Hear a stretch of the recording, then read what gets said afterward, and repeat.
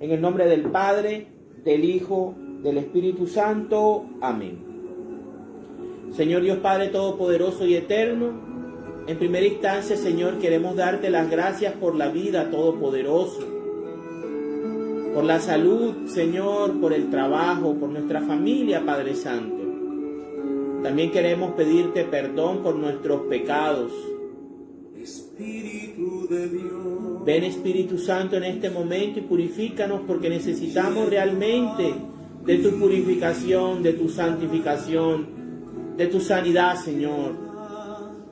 Te pedimos también que nos ilumines el entendimiento y nos abras la mente y el corazón para entender tu palabra, Señor. Tu palabra es la verdad. Tu palabra es la única que nos permite ser libres espiritualmente.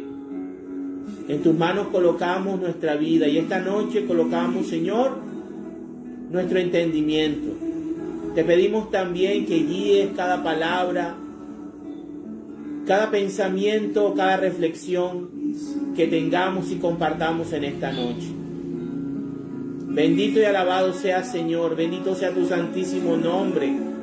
Bendito sea, Señor, santo, santo, santo eres, Señor. Tú no te mereces nuestras fallas, nuestros pecados, Señor, porque tú nos los das todo.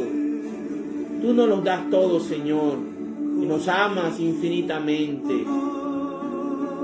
Nos amas tanto que diste a tu Hijo único y también nos diste el Espíritu Santo.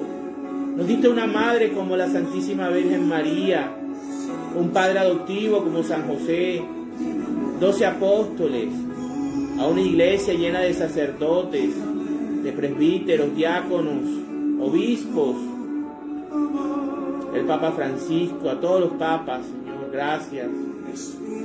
Bendito y alabado sea, Señor, en el cielo donde estás, Todopoderoso, pero también estás en nuestros corazones. Y aunque es duro vivir en esta carne, Señor, y aunque a veces queremos darte todo lo que te mereces, Padre, nuestra carne, nuestra vida, nuestro pensamiento, no nos lo permite, Señor. Por eso hoy pedimos que nos llenes de tu Espíritu Santo, que nos llenes de tu Espíritu Divino, que corrijas nuestro carácter, que endereces nuestro camino y que fortalezcas nuestra fe. Amén, amén y amén. En el nombre del Padre, del Hijo, del Espíritu Santo. Amén. Vamos entonces a leer el capítulo número 29 del libro del Éxodo. Consagración de los sacerdotes. Para consagrarlos como mis sacerdotes, esto es lo que debes hacer con ellos. Toma un becerro y 2 carneros que no tengan ningún defecto. Con la mejor harina de trigo, haz panes y tortas sin levadura, amasadas con aceite, y hojuelas sin levadura rociadas con aceite, y ponlos en un canastillo para llevarlos al santuario, junto con el becerro y los 2 carneros. Luego lleva a Aarón y a sus hijos a la entrada de la tienda del encuentro, y haz que se bañen. Toma después las ropas sacerdotales, y viste a Aarón con la túnica y la capa del efod, y con el efod mismo y el pectoral. Ajústale el cinturón del efod y ponle el turbante en la cabeza, y sobre el turbante la placa que lo consagra como sacerdote. Toma entonces el aceite de consagrar y consagra a Aarón como sacerdote, derramando el aceite sobre su cabeza. Haz también que se acerquen sus hijos, y vístelos con las túnicas. Tanto a Aarón como a ellos les ajustarás el cinturón y les acomodarás el turbante. De esta manera les darás plena autoridad, le darás plena autoridad, y su sacerdocio será una ley permanente. Después lleva el becerro hasta la tienda del encuentro para que Aarón y sus hijos pongan las manos sobre la cabeza del animal, y allí, ante el Señor, a la entrada de la tienda del encuentro, mata al becerro. Toma entonces con el dedo un poco de sangre y úntala en los cuernos del altar, y derrama al pie del altar toda la sangre que quede. A los intestinos, hígado y riñones, quítales la grasa de que están cubiertos, y quémalos en el altar. Pero la carne, la piel y el estiércol del becerro, quémalos en las afueras del campamento, pues es un sacrificio por el pecado. Toma uno de los dos carneros, y que Aarón y sus hijos le pongan las manos sobre la cabeza. Después mátalo, y rocía con su sangre los costados del altar. Luego córtalo en pedazos, lava sus intestinos y sus patas, y ponlas junto con los pedazos y la cabeza. Entonces ofrece el carnero sobre el altar como holocausto en honor del Señor, como ofrenda quemada de olor agradable. Toma entonces el otro carnero, y que Aarón y sus hijos le pongan las manos sobre la cabeza. Mata el carnero, toma un poco de su sangre, y pónsela a Aarón y a sus hijos en la parte inferior de la oreja derecha, en el pulgar de la mano derecha y en el dedo gordo del pie derecho. Luego rocía con el resto de la sangre del carnero los costados del altar, y de la sangre que quede sobre el altar y del aceite para consagrar, toma un poco y rocíalos sobre Aarón y sobre su ropa, y sobre sus hijos y la ropa de ellos. Así quedarán consagrados Aarón y sus hijos, lo mismo que sus ropas. Después toma la grasa que el carnero tiene en la cola, y sobre los intestinos y en el hígado, y toma también sus 2 riñones y la grasa que los cubre, y su muslo derecho, porque es un carnero para la consagración de sacerdotes. De los panes sin levadura que están en un canastillo ante el Señor, toma un pan redondo, un pan amasado con aceite y una hojuela. Pon todo esto en las manos de Aarón y de sus hijos, y celebra el rito de presentación ante el Señor. Para la consagración de Aarón, toma también el pecho del carnero y celebra el rito de presentación ante el Señor. A ti te tocará esa parte.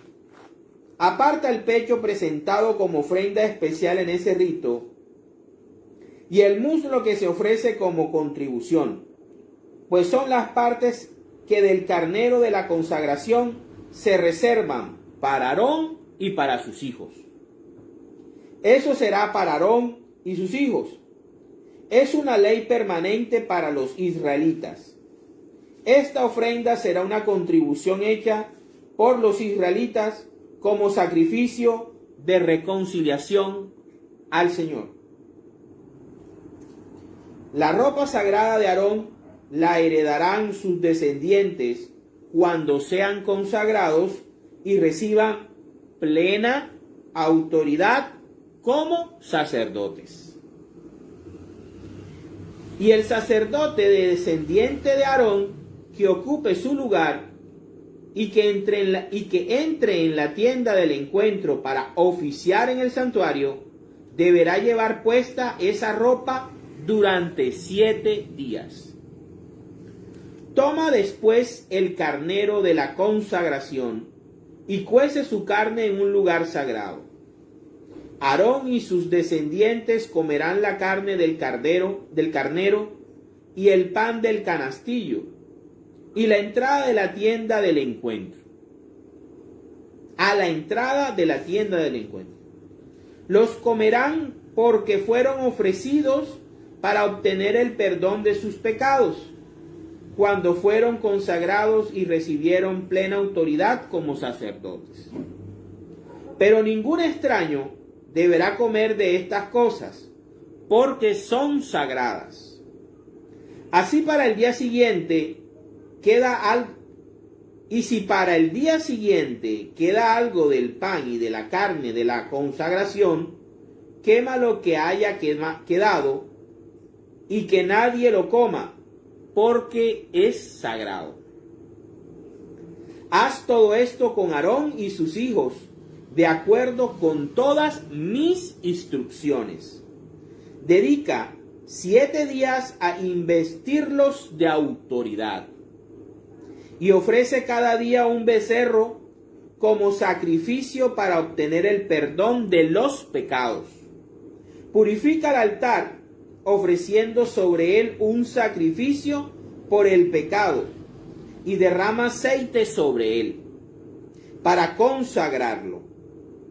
Durante 7 días ofrecerás sobre el altar sacrificios por el pecado. Así lo consagrarás a Dios, y será un altar santísimo. Cualquier cosa que toque el altar quedará consagrada. Las ofrendas diarias. Diariamente y sin falta debes ofrecer sobre el altar 2 corderos de 1 año. Uno de ellos lo ofrecerás por la mañana y el otro lo ofrecerás al atardecer. Con el primer cordero ofrecerás unos 2 kilos de la mejor harina mezclada con 1 litro de aceite de oliva, y derramarás como ofrenda 1 litro de vino. Lo mismo harás al atardecer con el otro cordero y con las ofrendas de harina y vino. Ofrendas quemadas de aroma agradable al Señor. Estas ofrendas quemadas en mi honor son las que de padres a hijos se ofrecerán siempre en mi presencia, a la entrada de la tienda del encuentro, que es donde me encontraré contigo para hablarte. Allí me encontraré con los israelitas, y el lugar quedará consagrado por mi presencia. Consagraré la entrada del encuentro y el altar, y consagraré también a Aarón y a sus hijos como sacerdotes míos. Yo viviré entre los israelitas y seré su Dios. Así sabrán que yo soy el Señor, su Dios, el que los sacó de Egipto para vivir entre ellos. Yo soy el Señor su Dios. Palabra de Dios. Te alabamos, Señor. Bueno, en esta noche tenemos un poco de interrupciones porque no estamos en nuestro lugar habitual de estudio, ¿verdad? Pido disculpas por eso. Pero vamos a tratar de hacer el estudio lo más ameno posible. El capítulo 29 continúa hablándonos acerca del sacerdocio arónico y del sacerdocio en general. Cómo Dios, un Dios santo, un Dios perfecto, un Dios todopoderoso, inmaculado, utiliza para desplegar su misericordia a hombres pecadores, a hombres comunes y corrientes, pero que han sido seleccionados por Él para ofrecer ofrendas y sacrificios por el pecado.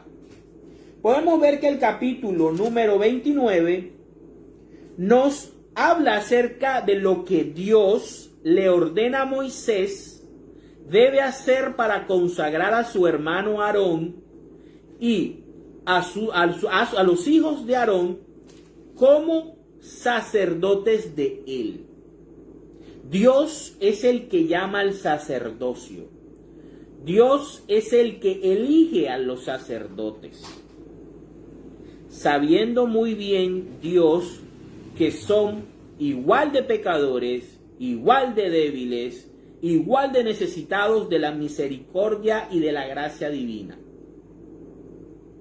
Dios no escoge seres perfectos y seres inmaculados, a excepción de la Virgen María, que es la única inmaculada, ¿sí?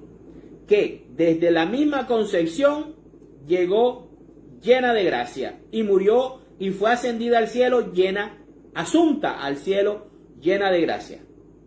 Pero de ahí cualquier mortal, sea hombre o sea mujer, es un pecador.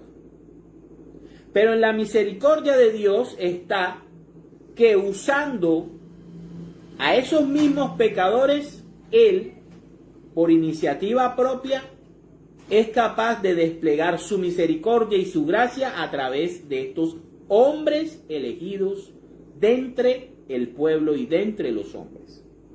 Tenemos entonces que Aarón es preparado junto con sus hijos para embestirse. Se va a hacer una ceremonia que va a durar 7 días. Durante esos 7 días ellos van a tener que hacer unos sacrificios. Llama la atención que primeramente Dios prepara las vestimentas sagradas, que fue el capítulo 28. Y posteriormente, delante del pueblo, en público, llama a Aarón y a sus hijos y posteriormente sus descendientes a ser sus sacerdotes. Aquí hay que explicar que Moisés es el mediador de Dios y el pueblo de Israel. Es el mediador de la alianza del monte Sinaí. Y Aarón es seleccionado como sumo sacerdote. Y sus hijos van a ser los sacerdotes. Eso no le quitaba al pueblo de Israel, que era el sacerdocio real, era la nación sacerdotal. Todo judío israelita, o todo israelita, porque todavía no eran judíos, eran el pueblo de sacerdotes de Dios. Todos tenían la obligación de hablar del Dios verdadero, de llevar su fe y de llevar su Dios a todas las naciones de la tierra. Todos. Al igual que ocurre con la Iglesia Católica. La Iglesia Católica tiene en primera instancia el sacerdocio común de los fieles, que se adquiere cuando nosotros somos bautizados en nuestra infancia, donde recibimos el bautismo por medio del Espíritu Santo y nos hacemos ciudadanos del cielo, cuerpo de Cristo, sacerdote, profeta y rey. Pero dentro de ese pueblo de sacerdotes, Dios llama y escoge a través de las vocaciones a los sacerdotes, quienes deben ministrar el sacerdocio ministerial, deben ofrecer ofrendas y sacrificios, y el único sacrificio por el pecado. Aquí nosotros vemos que todos los días los Aarón y sus hijos, como los sacerdotes, debían ofrecer 2 veces al día un becerro sin defecto por el pecado. Tenían que ofrecerlo en la mañana y en la tarde. Hay puntos que llaman la atención. Primero que todo, que antes de que un sacerdote y el sumo sacerdote fuera revestido, tenía que bañarse, tenía que limpiarse. ¿Y por qué digo que llama la atención? Porque si nosotros hacemos la analogía con los sacerdotes del Nuevo Testamento, que son los apóstoles, y a partir de los apóstoles, el sacerdocio católico y el sacerdocio ortodoxo, ¿verdad? Podemos darnos cuenta que el Señor Jesucristo le lava los pies a sus discípulos y le dice a ellos que si no los lava los pies, no van a poder entrar al reino, no van a poder estar con Él en el reino de los cielos. Recuerden que cuando Pedro le dice, no, Señor, yo no voy a permitir que tú me laves los pies, porque tú eres mi Señor. ¿Cómo me vas a lavar tú a mí los pies? Si es el siervo quien le lava a su Señor los pies. Y Jesús le dice, si no te lavo los pies, no podrás hacer parte conmigo. O sea, no podrás hacer parte de mí, no podrás estar conmigo. Y después les dice, ya ustedes solamente necesitan limpiarse los pies, porque ya ustedes están bañados. Eso es lo que trata de decir acá. Jesús hace la referencia, está preparando a su sacerdocio ministerial, porque Él va a ser el sumo sacerdote, Él va a ser Aarón. Él va a tomar dos papeles, Jesús va a tomar dos papeles. El primero va a ser el único mediador entre Dios y los hombres, porque es el único que se ofrece su sangre y su vida en rescate por el pecado. Él es el Cordero de Dios que quita el pecado del mundo. Es el único mediador, el único que puede abogar por la humanidad es Jesús. Es nuestro sumo sacerdote también. O sea, ocupa el puesto de Moisés y ocupa el puesto de Aarón. Pero Jesús ya no es un sacerdocio aerónico, sino un sacerdocio al modelo de Melquisedec, que lo vamos a ver ahorita. Entonces, eso nos llama la atención, cómo hay una relación entre cómo en la última cena y en el jueves santo, cuando Jesús instituye la ordenación sacerdotal en los apóstoles, le lava los pies y les dice, no, es que ya ustedes están bañados, solo tienen que limpiarse los pies. Y por eso yo les limpio los pies para que ustedes hagan esto también unos a otros, o sea, se perdonen unos a otros los pecados, se absuelvan. Por eso nuestros sacerdotes tienen que confesarse con otros sacerdotes. Por eso el mismo Papa Francisco tiene que buscar un confesor, tiene que tener otro sacerdote que lo confiese, porque él peca, porque él tiene pecados como todos nosotros. Pero encuentra la misericordia de Dios y de Cristo en el ministerio de otro sacerdote. Sí, vamos viendo cómo se alinean las cosas del Antiguo Testamento con las del Nuevo Testamento. Todo lo que pasa en el Antiguo Testamento era una sombra de lo que tenía que pasar en el Nuevo Testamento. Era una preparación pequeña con un solo pueblo, el pueblo de Israel. Pero el sacerdocio real, el verdadero, el que Dios tenía pensado instituir en la humanidad, el sacerdocio a la orden de Melquisedec, que lo va a instituir Jesús de Nazaret en la última cena. Ese sacerdocio era para todo el mundo, para todas las naciones de la tierra. Entonces el sacerdocio arónico no fue destruido, no fue acabado, no fue cancelado, fue cambiado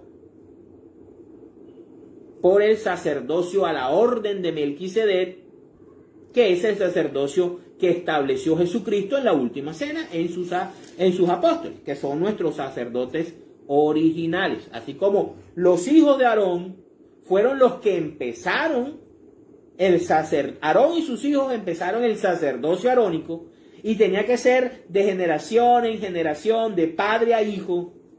Así también los apóstoles, Jesucristo los instituyó como los primeros, los revistió. Fíjense que está en la misma figura. Está en la misma figura. Y algo muy importante, antes de empezar con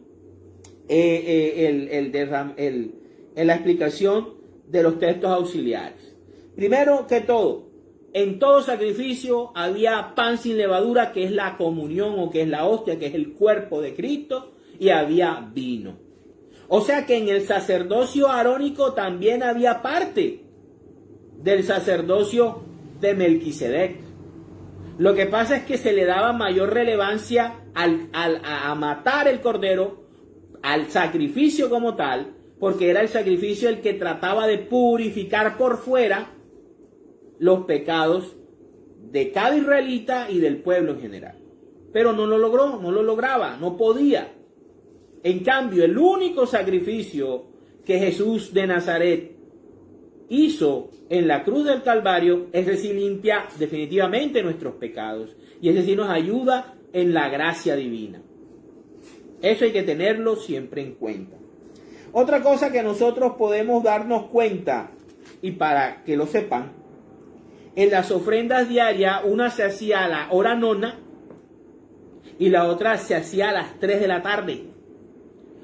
O sea que el cordero se sacrificaba desde las 9 de la mañana hasta las 3 de la tarde. Qué coincidencia que Jesús de Nazaret lo crucifican a las 9 de la mañana y muere a las 3 de la tarde del viernes, del día antes del sábado, día de reposo. Esos son detalles que Dios ha dejado en su palabra y en la vida de Cristo. Estas son cosas bien analizadas, bien preparadas, bien hechas, bien guiadas por el Espíritu Divino. Imagínense, el ingeniero del universo hizo todas estas cosas y todos estos detalles para que nosotros nos deleitáramos cuando estudiamos la palabra, entendiéramos realmente lo que Él hizo y lo que Él quería. Podemos ver en la consagración sacerdotal que es Dios quien les da la autoridad a los sacerdotes para ministrar en su nombre. Vuelvo y repito, el sacerdote es un hombre pecador, necesitado, débil, expuesto a la enfermedad como cualquiera de nosotros, pero por voluntad divina, porque Dios le dio la gana, los escoge y los consagra para Él. Ah, Henry, pero son pedófilos. Bueno, ellos tendrán que rendirle cuentas a ese ser todopoderoso que les dio la gracia y que les dio su espíritu, no para que violaran niños, sino para que los consagraran y se los llevaran a los pies de Jesús. Eso ya es otra cosa. Ahora, recordemos que de los 12 apóstoles que estuvieron 3 años con el Señor, viendo sus milagros, comiendo con Él, oyendo de las mismas palabras, de la misma boca de Jesús, mirando sus ojos, recibiendo el lavado de los pies, y uno lo traicionó y lo entregó besándolo.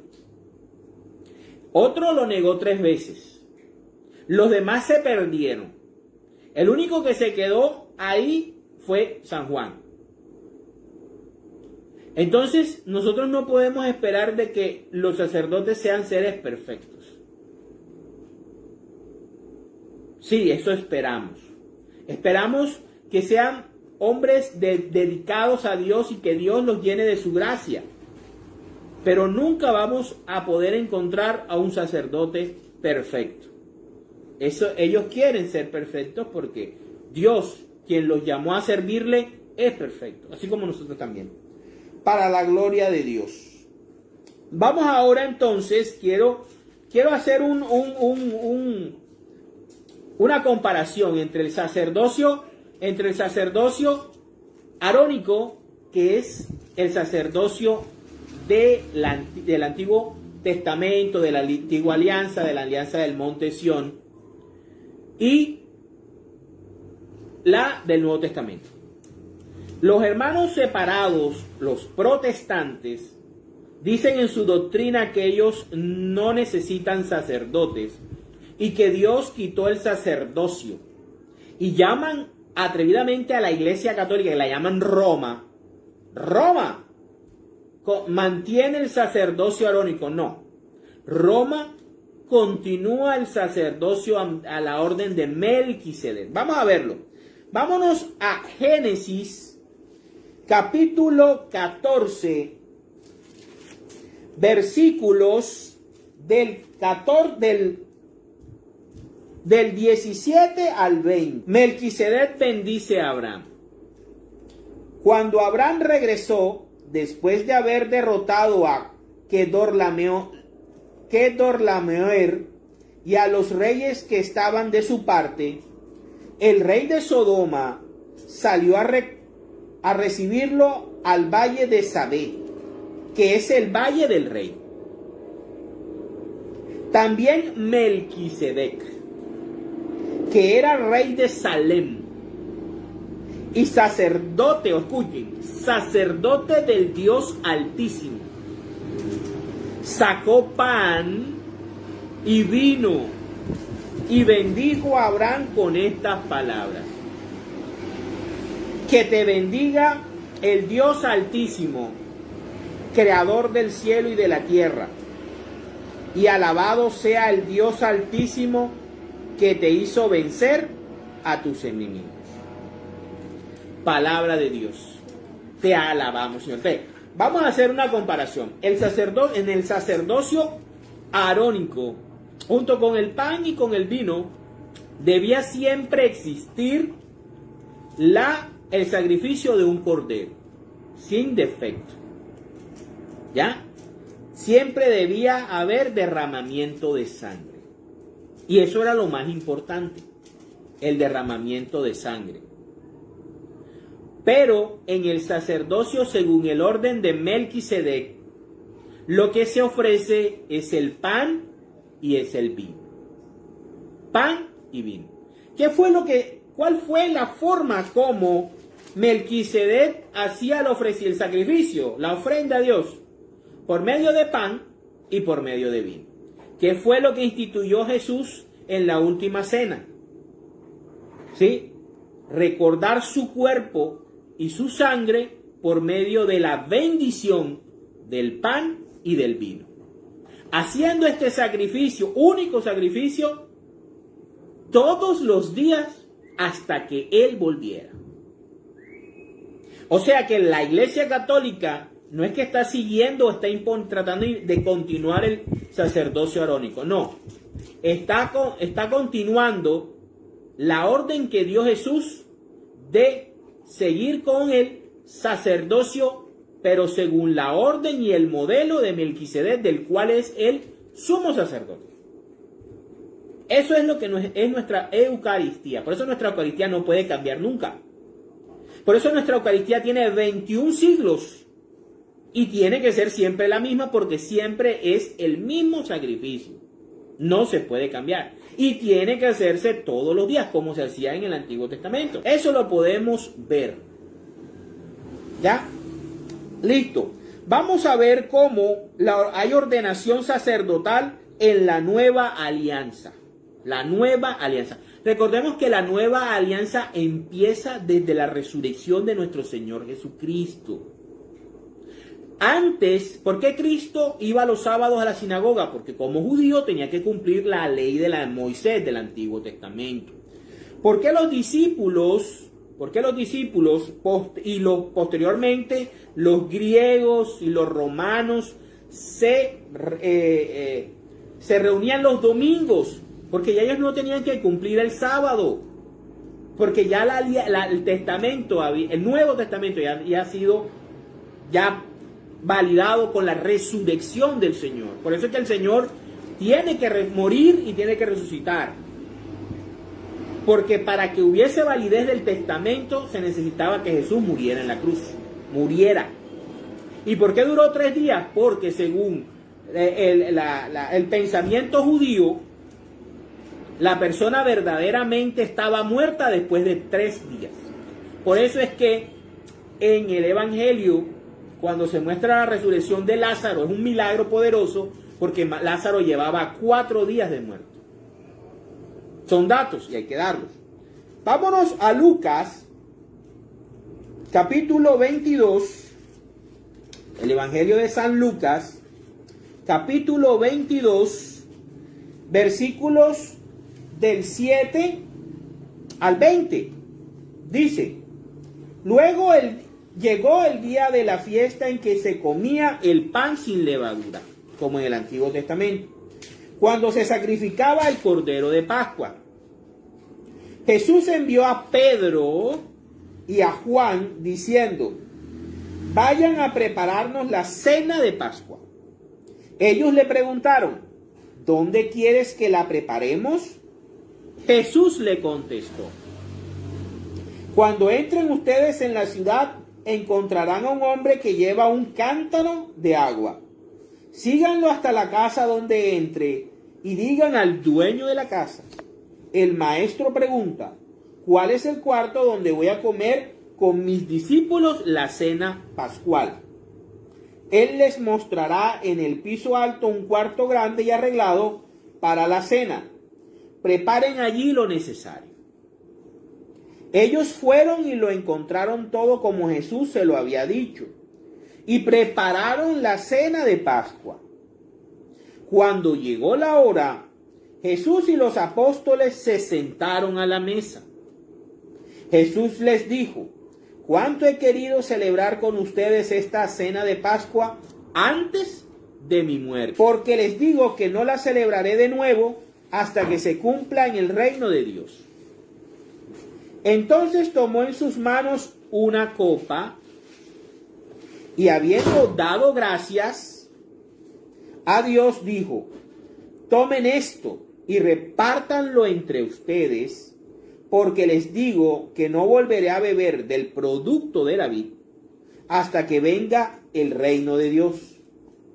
Después tomó el pan en sus manos y, habiendo dado gracias a Dios como lo hizo Melquisedec, lo partió y se lo dio a ellos diciendo: escuchemos lo que dice la palabra del Señor.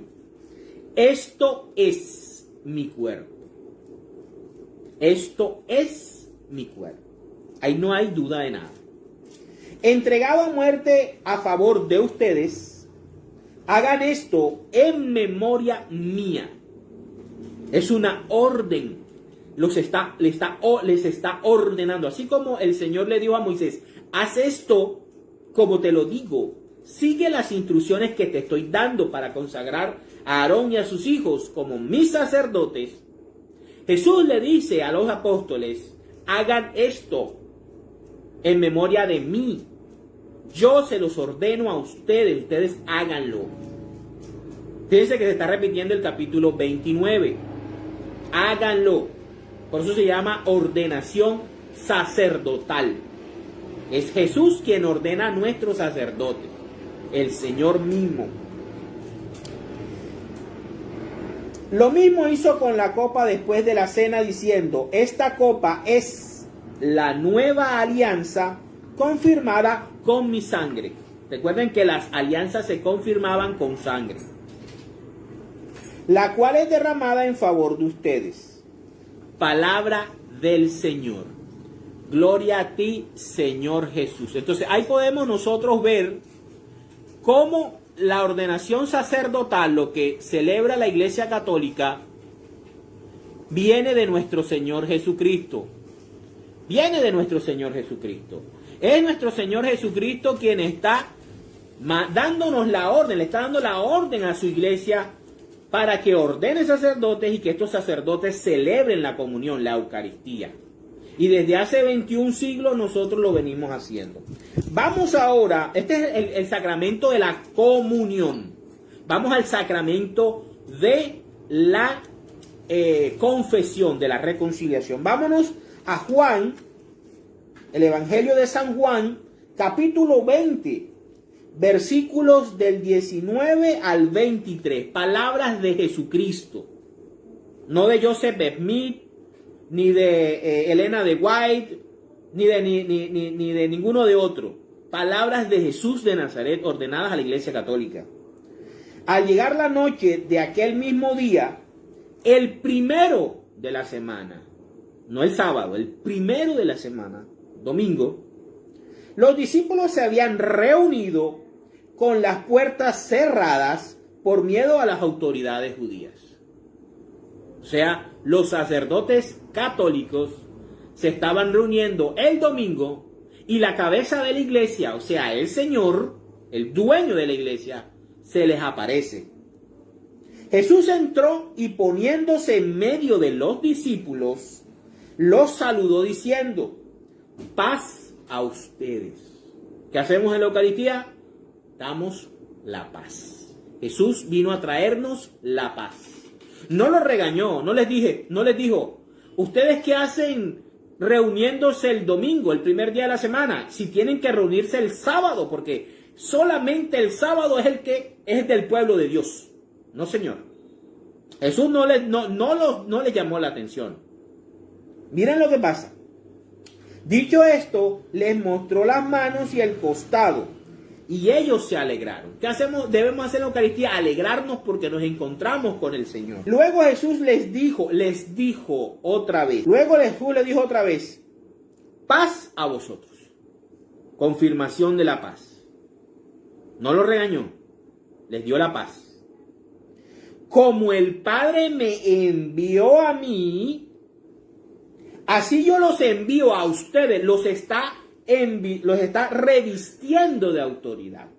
El Señor Jesucristo recibe la autoridad de Papito Dios, de Yahvé de los ejércitos, del Dios de Israel, al cual Él representa y Él es el mediador entre Dios y los hombres. O sea, Jesús representa a la humanidad delante de Dios.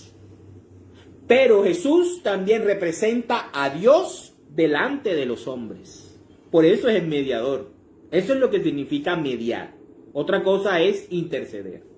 Jesús media entre nosotros.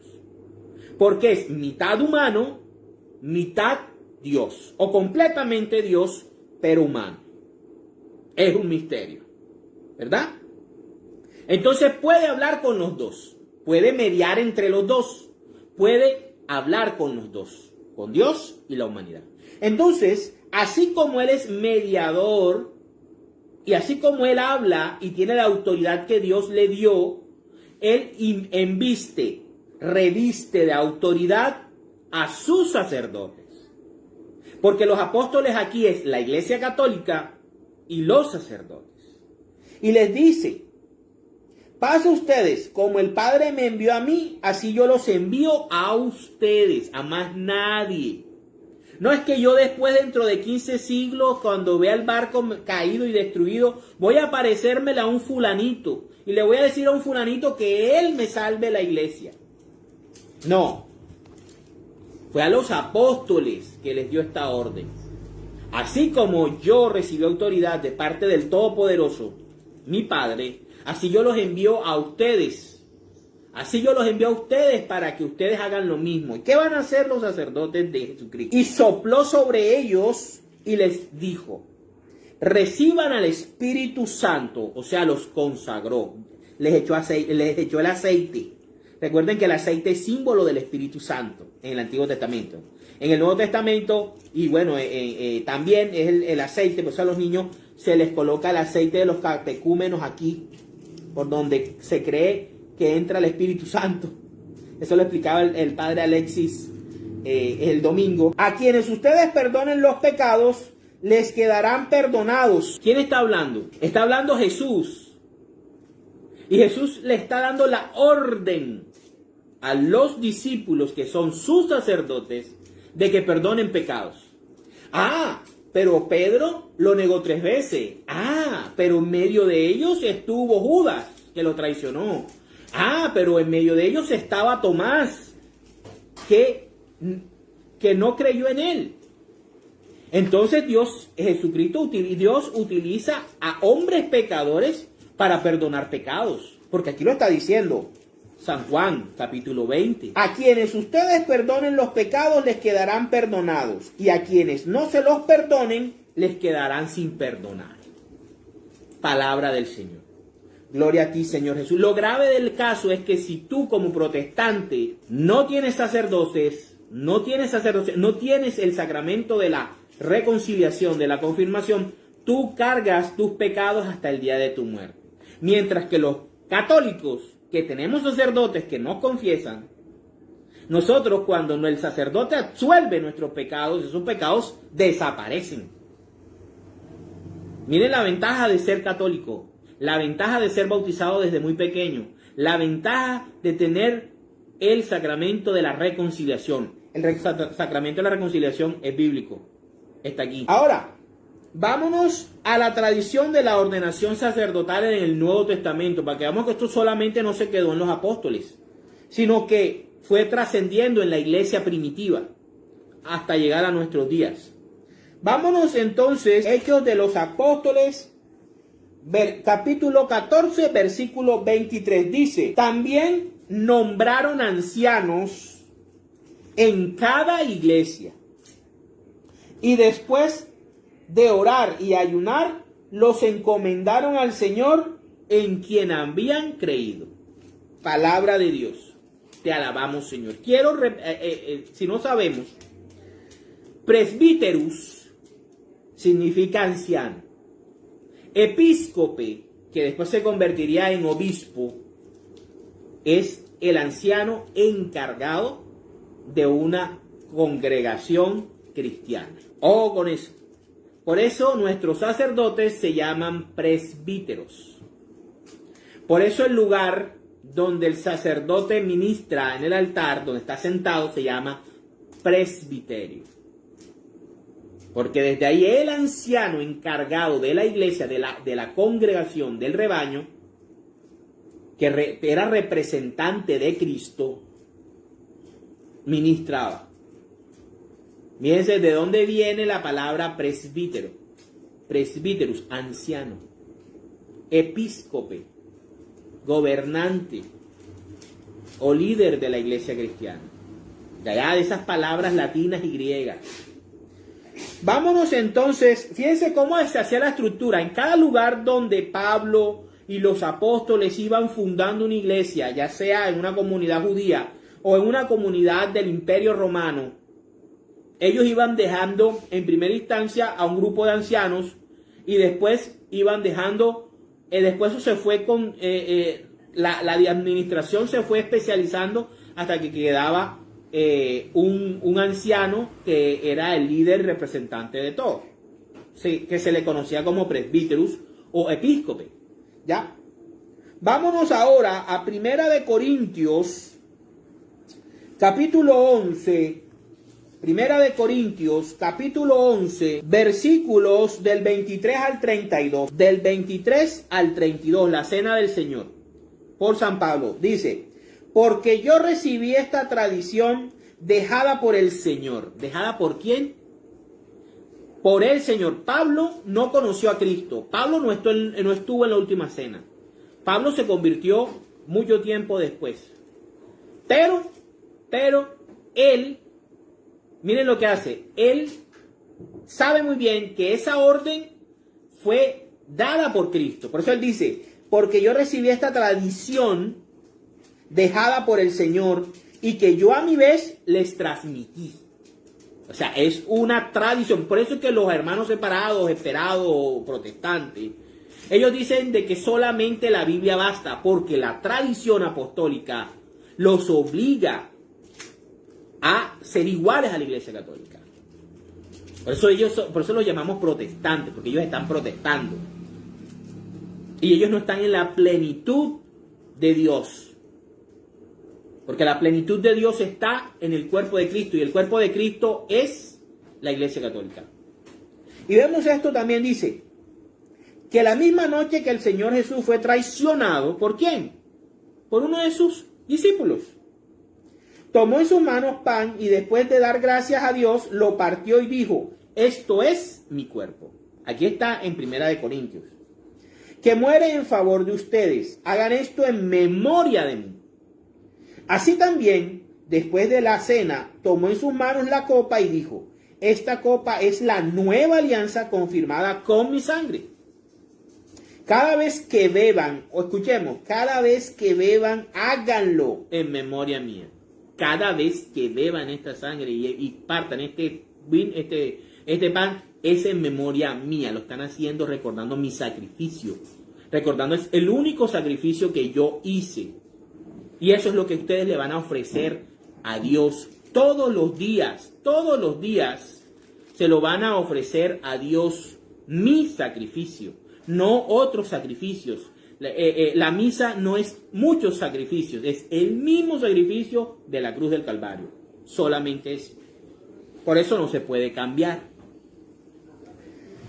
Esta copa es la nueva alianza confirmada con mi sangre. Cada vez que beban, háganlo en memoria de mí. De manera que, hasta que venga el Señor, ustedes proclaman su muerte cada vez que comen de este pan y beben de esta copa. Esa es la función de la Eucaristía. Esa es la función de la liturgia católica. Anunciar, proclamar y recordar el único sacrificio que hizo Jesucristo para el perdón de los pecados. No hay otro sacrificio. ¿Ya? Así pues, cualquiera que come del pan o bebe de la copa del Señor de manera indigna, comete un pecado contra el cuerpo y la sangre del Señor. Por tanto, cada uno debe examinar su propia conciencia antes de comer del pan y beber de la copa. Por eso es que los sacerdotes colocan tantas condiciones para el que vaya a comulgar. Y por eso es que uno tiene que confesarse antes de hacer la primera comunión y antes de comulgar.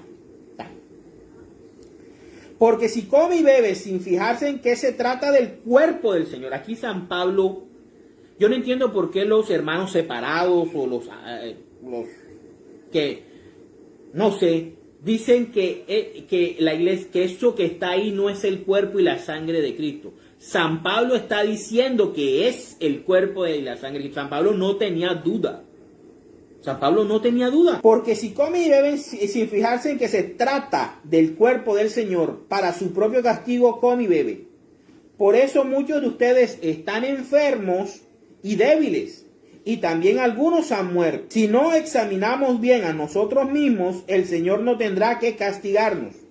Aunque si el Señor nos castiga es para que aprendamos y no seamos condenados con los que son de este mundo. Palabra de Dios, te alabamos, Señor. Vamos ahora a Tito, capítulo 1, versículos del 5 al 7, con los que presidían la comunidad.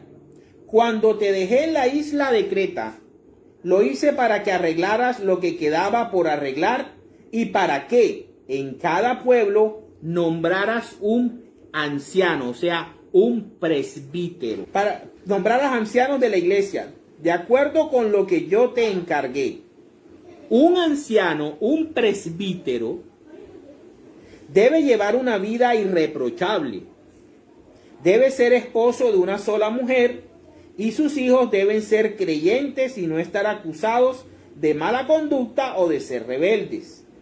Pues el que preside la comunidad, por eso el sacerdote también se le conoce como el presidente de la asamblea, preside la liturgia. Pues el que preside la comunidad está encargado de las cosas de Dios y por eso es necesario que lleve una vida irreprochable.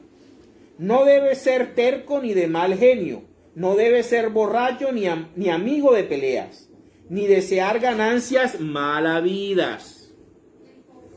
Al contrario, siempre debe estar dispuesto a hospedar a la gente en su casa y debe ser un hombre de bien, de buen juicio, justo, santo y disciplinado. Debe apegarse al verdadero mensaje que se le enseñó. Ojo con esto. Debe apegarse al verdadero mensaje que se le enseñó. O sea, el que él Por eso nosotros tenemos tradición apostólica. Por eso nuestra fe católica tiene 3 elementos funcionales. Tiene la Sagrada Escritura, tiene la tradición apostólica y tiene también el magisterio de la iglesia. Este es el magisterio de la iglesia. ¿Cuál es el magisterio de la iglesia? El magisterio de la iglesia lo recibimos de Cristo, todo lo que le enseñó Cristo a los apóstoles. Lo que los apóstoles enseñaron a todas esas personas que ellos escogieron y le impusieron las manos para que gobernaran y lideraran y presidieran como presbíteros el rebaño del Señor. Y eso tenía que irse sin cambiarse de generación en generación, como el sacerdocio arónico entre los hijos de Aarón. Esa es la tradición apostólica. Fíjense, que no tienen los protestantes. Cada quien en el protestanismo inventa su propia doctrina y adapta a sus propios intereses la palabra del Señor y le da el significado que quiere. Porque ellos no tienen tradición apostólica. Porque ellos no tienen un magisterio, una doctrina que venga del mismo Jesucristo. Cada quien hace su rancho aparte y define qué es lo que cree y qué es lo que no cree. Porque para ellos, como es solo lectura, solo escritura, que es una doctrina bastante dudosa, entonces cada quien hace lo que le da la gana, no respeta. Miren lo que dice el presbítero, la persona que está liderando la comunidad, debe apegarse al verdadero mensaje que se le enseñó. No puede cambiarlo, no puede salir una noche a decir que tuvo una visión y que Dios le reveló que él o ella eran los llamados a rehacer las cosas. No, Señor. No, Señor. El Espíritu Santo no actúa. Bueno, vamos entonces, para terminar, vamos a leer Primera de Pedro, capítulo 5. Primera de Pedro, capítulo 5, versículos del 1 al 5. Dice: quiero aconsejar ahora a los ancianos. Recordemos que los ancianos son los presbíteros o los episcopes, que llevado a la modernidad son nuestros sacerdotes. O sea, le está hablando al colegio de sacerdotes, le está hablando a los sacerdotes ministeriales, no a los sacerdotes comunes, ¿verdad? Como nosotros, que somos los laicos. Dice: quiero aconsejar ahora a los ancianos de las congregaciones de ustedes, yo que soy anciano como ellos y testigo de los sufrimientos de Cristo. Está hablando Pedro, fíjense, el magisterio del Papa. Está hablando el Papa, el primer Papa. Y le está hablando al sínodo de sacerdotes, el sínodo de presbíteros. Miren lo que dice San Pedro. Quiero aconsejar ahora a los ancianos, como hace el Papa Francisco, de las congregaciones de ustedes, o sea, de cada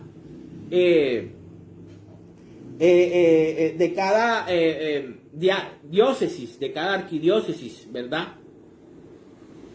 De cada conferencia episcopal de cada país. Yo que soy anciano, o sea, yo que soy presidente, yo que lidero la iglesia, como ellos, y testigo de los sufrimientos de Cristo, y que también voy a tener parte en la gloria que ha de manifestarse. Miren lo que dice: cuiden de las ovejas de Dios que han sido puestas a su cargo. Esa es una responsabilidad bien grande. Háganlo de buena voluntad, como Dios quiere, y no forzadamente ni por ambición de dinero.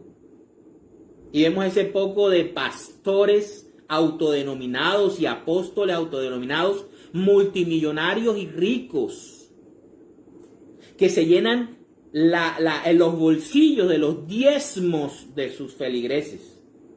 Y son malos feligreses los que no dan dinero. Miren lo que está diciendo el apóstol que fue seleccionado como vicario de Cristo por el mismo Jesús. Cuiden de las ovejas de Dios que han sido puestas a su cargo. ¿Y por qué tiene autoridad? Porque el mismo Jesús le dio la autoridad, le dijo: apacienta mis ovejas, cuida mis ovejas, guía mis ovejas. Por eso tiene la autoridad pontificia. Por eso es el Papa. Aquí está. Háganlo de buena voluntad como Dios quiere y no forzadamente ni por ambición de dinero, sino de buena gana. Compórtense no como si ustedes fueran los dueños de los que están a su cuidado, sino procuren ser un ejemplo para ellos. Así, cuando aparezca el pastor principal, fíjense, aquí el Papa Pedro no está reconociendo que él es dueño de la iglesia y que él es la cabeza de la iglesia. No, la cabeza de la iglesia es el pastor principal. ¿Y quién es el pastor principal? Así cuando aparezca el pastor principal, ustedes recibirán la corona de la gloria, una corona que jamás se marchitará. De la misma manera, ustedes los jóvenes, o sea, los laicos, sométanse a la autoridad de los presbíteros, de los ancianos. Todos deben someterse unos a otros con humildad, porque Dios se opone a los orgullosos, a los protestantes, pero ayuda con su bondad a los humildes. Palabra del Señor. Palabra de Dios. Gloria a ti, Señor Jesús. Tenía explicado el sacerdocio según el orden de Melquisedec, pero nos alargaríamos mucho más y no es así, no podemos hacerlo.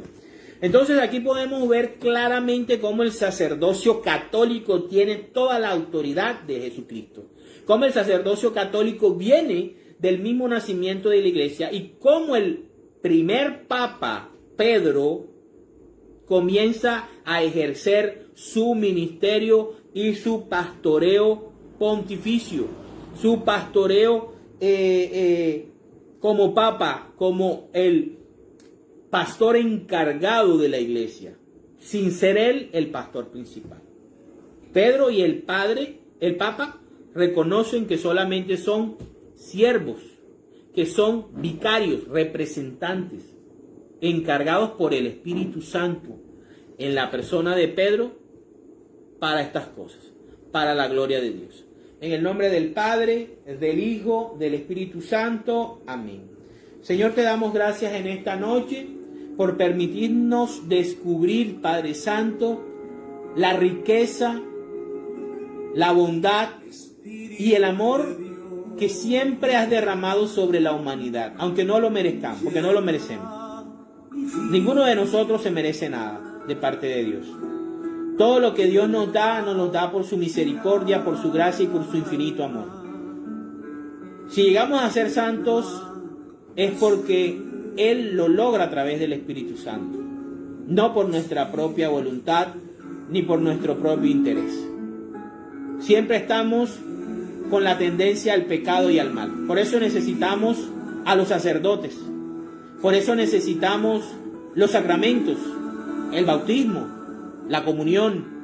Por eso necesitamos confesarnos para que Dios nos limpie, para que Cristo tome esos pecados y los destruya y no tengamos que estar cargando con esos pecados hasta el día de nuestra muerte, porque los pecados pesan. Y qué hermoso y maravilloso es el Señor, que aún con sacerdotes, con hombres pecadores, puede llevar la gracia a sus hijos, a ti y a mí. Bendito y alabado sea el Señor. En el nombre del Padre, del Hijo, del Espíritu Santo. Amén.